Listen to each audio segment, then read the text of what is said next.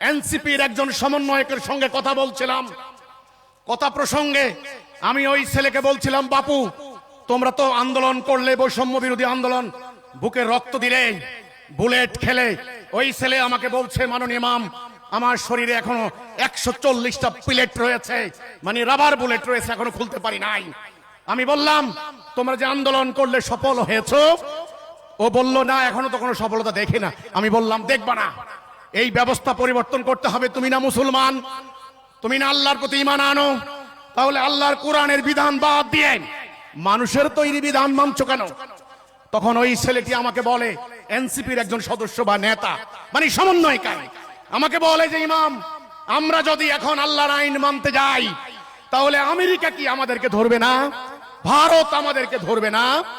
Israel কি আমাদেরকে ধরবে না? এই রাশিয়া কি আমাদেরকে ধরবে না? আমি বললাম, তুমি আল্লাহকে ভয় করলে না? আল্লাহ থেকে ডোনাল্ড ট্রাম্প কি বড় হয়ে গেল? আল্লাহ থেকে কি নরেন্দ্র মোদী বড় হয়ে গেল? আল্লাহ থেকে কি মিস্টার পুতিন বড় হয়ে গেল? মোমেন ঈমান আনে কার উপরে? ভরসা করে কার উপরে? আল্লাহ কি বলেন নাই, ওয়ালা তাহিনু ওয়ালা তাহজানু ওয়া আনতুমুল আলাউনা ইন কুনতুম মুমিনিন?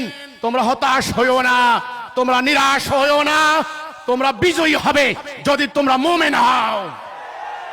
তখন বিশ্বাস করেন, এই ছেলেটা আমাকে বলে, ইমাম আপনার হিজবুত তাওহীদ তো এই কথা বলছে, জনগণ তো নিতে চাচ্ছে কিনা?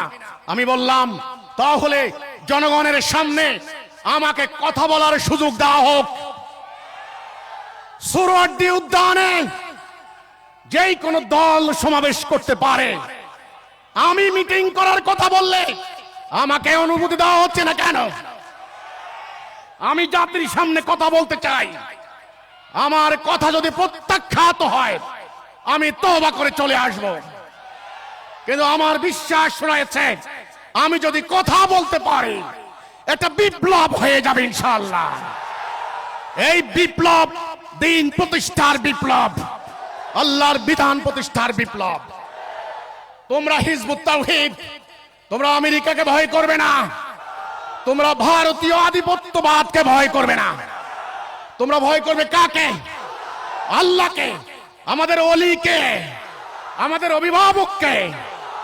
কাজে আমি হিজবুত তাওহীদকে বলতে চাই, যদি তোমরা জানমাল দিয়ে আল্লাহর রাস্তায় সংগ্রাম করো, 18 কোটি মানুষ যদি এই কথার উপরে ঐক্যবদ্ধ হয়, আমরা আজকে থেকে এক জাতি, আমরা আল্লাহর আনুগত্য করব ইনশাআল্লাহ।